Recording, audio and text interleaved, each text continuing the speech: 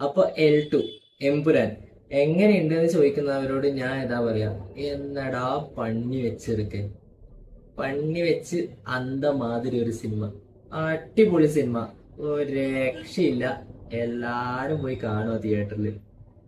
ഊഫ്, കൊറേ കൂക്കലും കൈയടിയും വിസിലടിയും എല്ലാം ആയിട്ട് തൊണ്ട വരെ പോയി. അത് മാതിരിയുള്ള ഒരു സിനിമയാണ്. എല്ലാരും പോയി തിയേറ്ററിൽ തന്നെ പോയി കാണുക. എനിക്ക് നല്ല ഇഷ്ടപ്പെട്ട് എൻജോയ് ചെയ്ത്. ഞാൻ ഇന്നലെയാ പോയത്, അതായത് മാർച്ച് 27-നാണ് ഞാൻ പോയത്. രാത്രിത്തെ ഷോനാ പോയത്. പിന്നെ ഇന്നലെ രാത്രി തിരിച്ചെത്തുമ്പോൾ തന്നെ വല്ലാണ്ട് ലേറ്റ് ആയി. പിന്നെ ഒരു എനർജി ഉണ്ടായില്ല വീഡിയോ എടുക്കാനുള്ള. അതുകൊണ്ടാണ് ഇന്ന് രാവിലെ 28-ാം തീയതി രാവിലെ ഞാൻ എൻ്റെ അഭിപ്രായം കാര്യങ്ങളെല്ലാം പറയാൻ വേണ്ടിയിട്ട് വന്നത്. ഇഷ്ടപ്പെട്ടു, അടിപൊളി സിനിമ. ലാലേട്ടനെല്ലാം കസറി, ഒരു രക്ഷയില്ല. പിന്നെ കുറെ സ്ലോമോ കാര്യങ്ങൾ, അടി പിടി ഫൈറ്റ്, ഇന്റർനാഷണൽ കളികളെല്ലാം ഇപ്പൊ എല്ലാരും. ഇപ്പൊ പൃഥ്വിരാജാണ്, എല്ലാരും അടിപൊളി ഇൻട്രോ, ഒരു രക്ഷയില്ല. എല്ലാരും തിയേറ്ററിൽ തന്നെ പോയിട്ട് കാണുക. അടിപൊളി സിനിമയാണ്. മാസ് എന്റർടൈനറിന് വേണ്ട എന്തെല്ലാം സാധനങ്ങളാണോ അതെല്ലാം ഈ സിനിമയിലുണ്ട്. എല്ലാവരും മാക്സിമം എൻജോയ് ചെയ്യുക, കൈയടിച്ച്. ഞാനെല്ലാം കൈയടിച്ച് വിസിലടിച്ച്, അതാണ് നമുക്ക് വേണ്ടത്. മാസ് എന്റർടൈനർ എന്ന് പറയുന്ന സമയത്ത് നമുക്ക് വേണ്ട ഒരു സംഭവം എന്ന് പറയുന്നത് അത് തന്നെയാണ്. അതായത് നമുക്ക് ഈ കുറച്ച് കൈയടിക്കാനും കാണുന്ന സമയത്ത് അടിപൊളി, ഒരു രക്ഷയില്ലാതെ തോന്നുന്ന കുറച്ച് സീനും കാര്യങ്ങളെല്ലാം വേണ്ടത്. അതിന്റെ അതിനൊക്കെ കിട്ടി. ഞാൻ അതിന് സാറ്റിസ്ഫൈഡ് ആണ്. ഞാൻ പൂർവാധികം സാറ്റിസ്ഫൈഡ് ആണ്. ഇപ്പൊ കുറെ ആള് ഞാൻ പറയുന്ന കേട്ടു, അതായത് ലൂസിഫറിന്റെ അത്ര പോരാ, എമ്പുരാൻ നമ്മൾ അത്ര പ്രതീക്ഷ അത്ര എത്തിയില്ല. പക്ഷെ ഞാൻ രണ്ട് സിനിമയിൽ തന്നെ കാണുന്നത്. മറ്റേത് പറയും ലൂസിഫർ എന്ന് പറയുന്നത് സ്റ്റീഫൻ നെടുമ്പള്ളിന്റെ ഒരു കഥ, അത് അങ്ങനെ പോകുന്നത്. ഇത് വേറൊരു ക്യാരക്ടറിന്റെ സിനിമ. അപ്പൊ എന്ന് വെച്ചാൽ ആ ഒരു ലെവലിലായിരിക്കും കാര്യങ്ങൾ ഉണ്ടാവല്.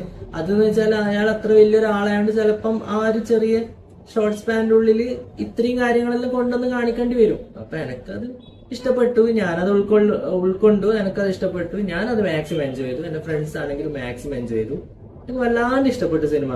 ഞാൻ ഫുള്ള് സ്ലോമോ കാര്യങ്ങളും നമുക്ക് ഓട്ടിക്കടാ എല്ലാം പറയുന്ന ആ ഒരു സംഭവം വേണ്ടേ, അത് കിട്ടി. അതാണ് എനിക്ക് വേണ്ടത്. അപ്പൊ പിന്നെ എല്ലാരും തിയേറ്ററിൽ പോയിട്ട് കാണുക, അടിച്ച് പൊളിച്ച് കാണുക. പിന്നെ വേറൊരു സംഭവം ഞാൻ കണ്ടതെന്ന് വെച്ചാല്, ദയവ് ചെയ്ത് ഈ സ്റ്റോറി ഇടുന്ന പരിപാടിയും കമന്റ് സെക്ഷനിൽ പറയുന്ന പരിപാടിയും നിർത്തുക.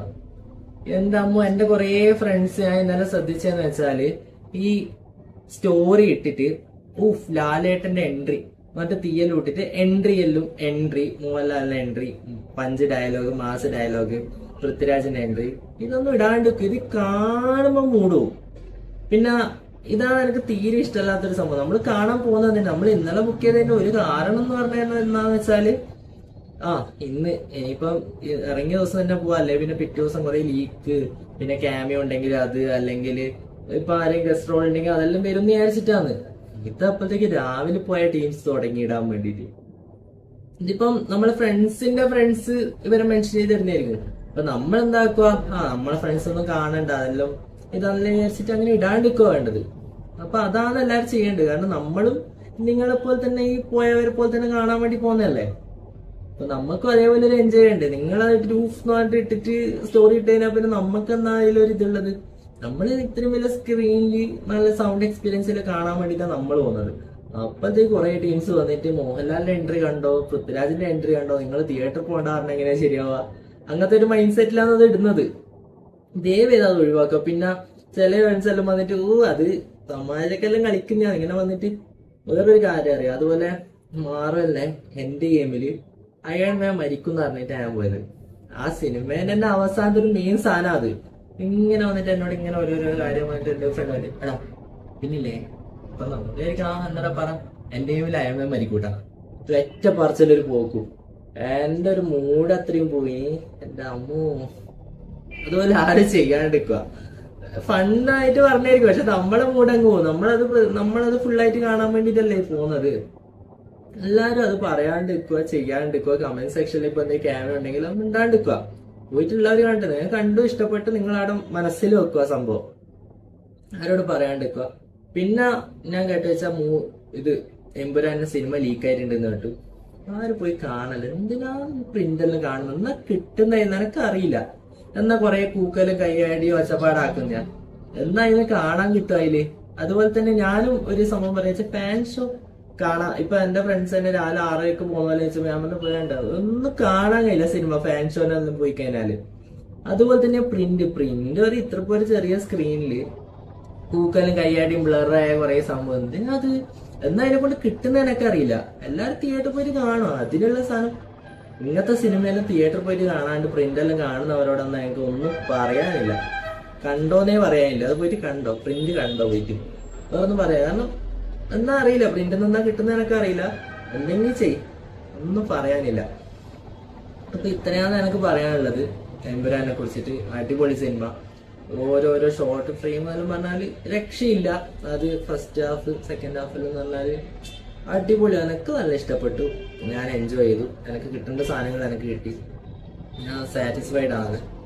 അതുപോലെ വേറൊരു സംഭവം എന്ന് വെച്ചാല് നമ്മള് എമ്പുരാനിന് പോകുന്നതാണല്ല. അപ്പൊ ഞാൻ വിചാരിച്ചു പൃഥ്വിരാജും മോഹൻലാലും ഓരോരോ മറ്റേ ഇന്റർവ്യൂവിനും കാര്യങ്ങളിലെല്ലാം കറുപ്പ് ഡ്രസ്സ് എല്ലാം ഇട്ടിട്ട് വരുന്ന വിചാരിച്ചു. ഞാൻ വിചാരിച്ചു എന്നാ പിന്നെ ഞാൻ കറുപ്പ് ഡ്രസ്സ് ഇടാം അല്ലെങ്കിൽ വിചാരിച്ച് ഞാൻ ഇടുന്ന ഡ്രസ്സ് ഇട്ട് താഴത്തേക്ക് പോകുമ്പോഴത്തേക്ക് ഉണ്ട് എന്റെ ഫ്രണ്ട്സ് എല്ലാരും കറുപ്പ് ഡ്രസ്സ് ഇട്ടിട്ട് വന്നിട്ട്. ഞാൻ വിചാരിച്ച സംഭവം നമ്മൾ ആരും പ്ലാൻ ചെയ്ത സംഭവമല്ല. അപ്പോണ്ട് എല്ലാരും കറുപ്പിട്ട് വന്ന്. അപ്പൊ എനിക്ക് മനസ്സിലായി വലിയൊരു എമ്പുരാൻ എന്ന് പറയുന്ന സിനിമ ഇത്ര ആൾക്കാർ ഉൾക്കൊള്ളേണ്ടതല്ലേ അത് ഇങ്ങനെ എല്ലാരും ഇട്ടിട്ട് വരുന്നത്.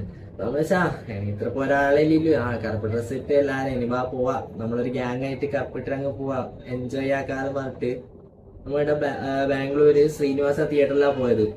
ആടെ എത്തുമ്പോഴത്തേക്ക് അന്ന് കണ്ട കോമഡി കണ്ടാണ് വേറൊരു സംഭവം.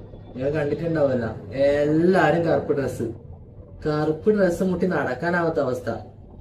പിന്നെ മറ്റുള്ള കളർ എല്ലാം പറഞ്ഞാൽ നമ്മൾ ഈ മറ്റേ ചോറില് കുറച്ച് കല്ലും കാര്യങ്ങളെല്ലാം കാണൂലേ, ഇങ്ങനെ 1-2 കല്ല്, അതുപോലെയാണ് ഈ കറുപ്പില് 2-3 വേറെ കളർ. എല്ലാരും കറുപ്പിട്ടിട്ടാ വന്നത് സിനിമ കാണാൻ വേണ്ടിട്ട്.